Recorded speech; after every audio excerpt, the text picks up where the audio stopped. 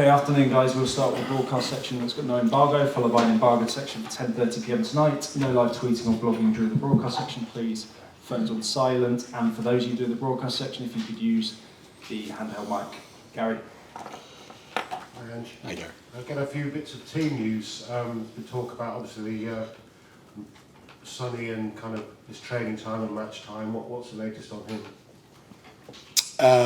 I guess the main one for us this week's been Matt O'Sullivan, who unfortunately, during training, got a significant injury to his knee. So that's disappointing because he'll miss some significant game time, obviously, over the next few months. So that was disappointing because he was, he was contributing to us already and growing into his role, and with Ivan Perisic already down, that it's not ideal when you lose another player in that position. So he's obviously out. Brennan Johnson was close, but again, he's not quite 100%. And for us with the international break, we're kind of hoping that he'll get that time during that to be available straight after. And from last week, everyone else is okay. Sonny's fine. He trained the last 2 days, and he's no problem. James Madison as well, similarly, you have to wrap him in cotton wool a little bit? No one's wrapped in cotton wool, mate. There's no cotton wool here. There's, it's only barbed wire and uncomfortable uniforms, mate. So they all work hard every day. They just have different programs. But Matters has trained all week. He hasn't missed a session. You touched briefly on the VAR incident last week, but it's been a week of developments. The audio's come out. It was obviously a horrendous error. Now the dust has settled a little bit. What's your view on it all? Yeah, it's a little bit of a weird one because, like, usually when something major happens, you get a sense of it during the game, and I don't think anyone really had a sense of that something significant had happened. Certainly, maybe I'm just focused on the game, but I didn't get that sense. I think straight after the game, Anth mentioned to me that there was a statement coming out, but even then the first sort of questioning I got wasn't really about that, and then it was only when I got to the press conference and all you blokes were muttering amongst yourselves and not listening to me that I knew something important must be happening, and then you kind of realise what's happened, and obviously a fairly significant event during a game of football that you kind of, and look, whatever I say is probably maybe going to be seen through the prism of we were the beneficiaries of a mistake, and we certainly were that. There was, the facts of it are there was a legitimate goal that Liverpool scored that wasn't given. You kind of look at why it's not given because that's obviously the first thing you kind of question. Well, what's broken down? Obviously something's broken down, and it became pretty clear there was it wasn't an integrity issue. It wasn't a misappropriation of the law. It was an error, in communication, a mistake that cost Liverpool a goal, and that's what it was. And I get that it's an unusual one in that it's never happened before, but at the same time, we're kind of in a new space anyway with technology, where I think there'll be a lot of firsts with the way we deal with these things. As I said after the game, my view is that we want an errorless, faultless system that I just don't think exists and will never exist unless we want to turn our game into like other codes where, the event goes for 4 hours where we're explaining every decision.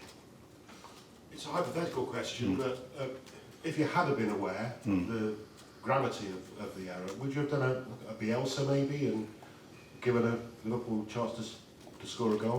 I just don't see that as, if we want managers to be the arbiters of these kind of things, I mean, we've got pretty hefty responsibilities at our football clubs, but we're not the custodians. I wouldn't make a decision that potentially could send your club down or could potentially on the back of what my beliefs are. And in that moment, if somebody can tell me that they could explain everything that went on within the sort of prism of 30 seconds that I have to make a decision, wasn't going to happen. I mean, it's different if it's something clear, but it's quite obvious that it was a bad error, a bad mistake, like I said, through lack of communication, but it wasn't something that was easily explainable, because if it was, I would assume there would have been more uproar during the game than there was. I know you don't want to talk about Fonz again, but you could go top of the league this weekend. Oh my God. Yeah. Something to be happy about, right? Oh, wow. Firstly, can I say what a gentleman Henry Winkler is. He sent me a message, and that's truly chuffed by that, because you know, I think I said during the week, sometimes you get disappointed when you mention your heroes, but yeah, what a great gentleman. And if he does send me a poster signed, I will definitely put it on my wall, despite the protestations of my wife. But yeah, look, if we win, we go top of the table for what, 24 hours, but who cares, mate? We've got to win. We've got to win. Yeah, it's a tough game. Tomorrow, our folks got to be putting on a performance and playing at our best, because if we don't, then it won't matter where we're sitting on the competition ladder. It'll be us focusing on a poor performance. Yeah. No more props, please. Next week. Looking at Burnley this weekend, they obviously lost against Burnley on Tuesday, Luton Town.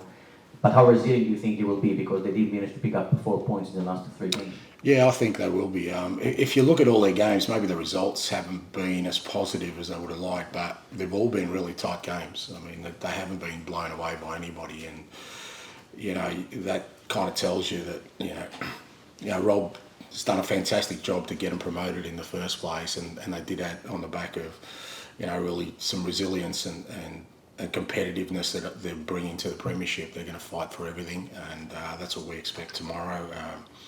Like I said, we've got to play our football, try and steer the game to the kind of things we want to sort of dominate in, because if we don't, then it becomes a real difficult game for us.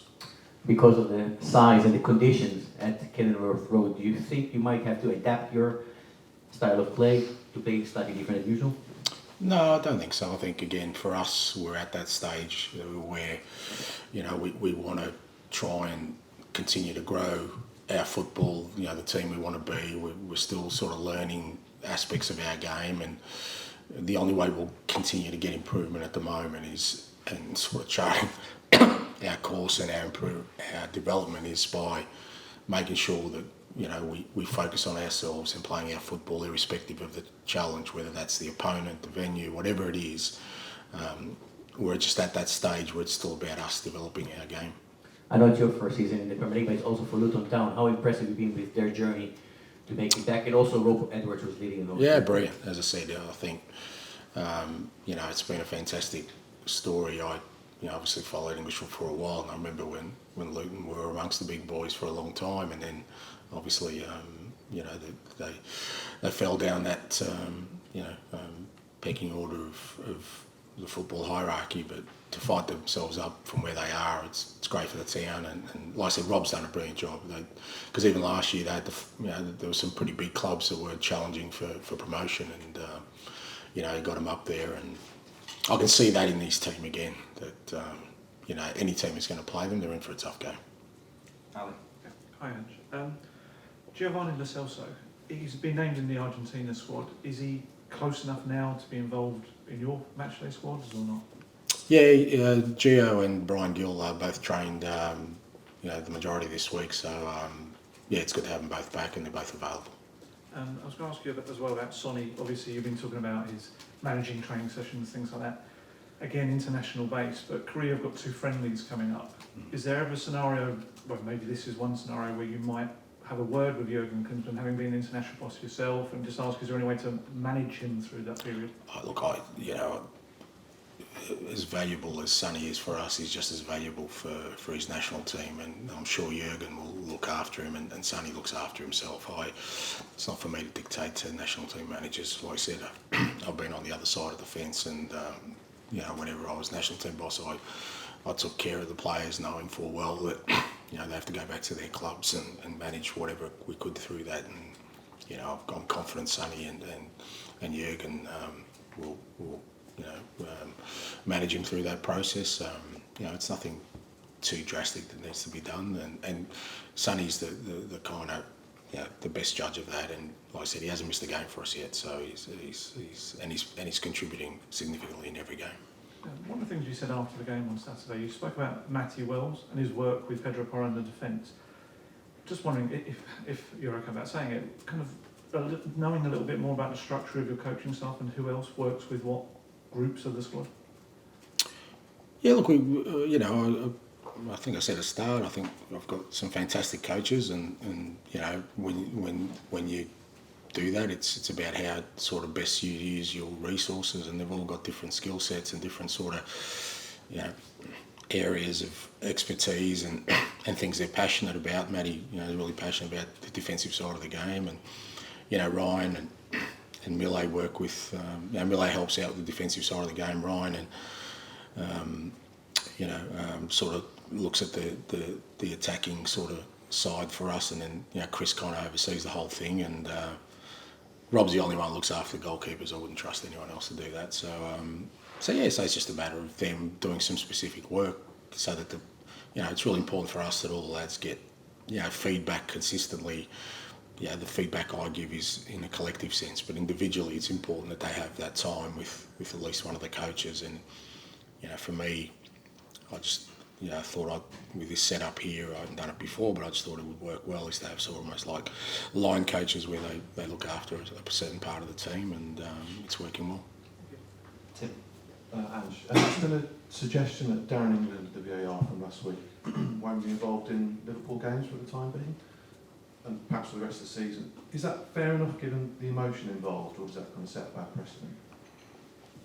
I don't know, and I don't know if that's actually been decided, and I'd be surprised if they have gone that way. I mean, it's, as I said, it's a significant error, but it's a human being that's made an error. I don't think that there's anything that needs to go, too far-reaching. I guess everyone just wants to make sure, what happened doesn't happen again. And when you listen to the audio, I mean, and I'm no expert in these things, and that's the other thing, I don't ask managers and players about the rules of the game. We don't know half of them. The referees do, and we shouldn't be commenting on, because if a referee commented on the tactics of a game, we'd all be jumping up and down as well. At some point, we've got to respect their position. And look, I'm not one that hasn't complained about decisions in the past, and I probably will in the future. But in the prism of that, if they're made on the back of mistakes, then, mate, that's part of, like I said, it's part of our game. It's not supposed to be flawless. It's, the same way players, managers make mistakes, referees at times will make mistakes. But, from my perspective, when I listened to that audio, I just thought, well, saying check complete, somebody obviously thought that's a good way of finalising things, and it's worked up until now. But, I would have thought the logical thing would say goal for Liverpool, and there isn't anything. But I'm saying that with the ignorance of not knowing how it's really set up. But I think when you listen to that, you probably go, there's probably better ways of communicating a clear decision in such a big situation, and I'm hoping that's what they're addressing, not the individual who made the mistake, because I think that's a dereliction of the game. That's like me hanging out a player to dry just because he made a mistake. My role is to go in there and help that player improve, not to say, well, you're never playing again. Okay, and back to George for the final one of this section, please. Hi, and you mentioned about the injuries at the top. How much of a concern are the injuries building up, and does it highlight the fact that you've mentioned a couple of times about the need for one or two more transfer windows before you've got that squad depth that you actually need to compete on a number of fronts?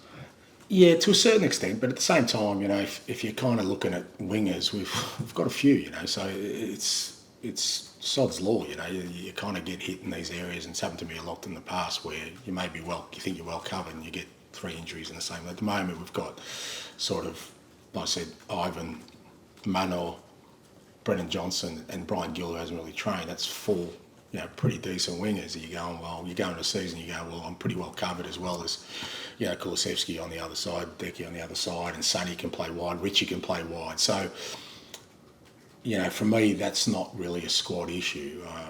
That's more just, the circumstance of what we're going through at the moment.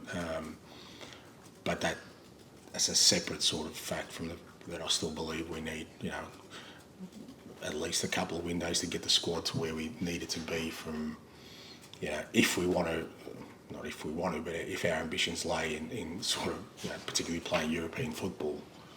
If you can imagine, if we had European football these last few weeks, it would have really tested us, I think.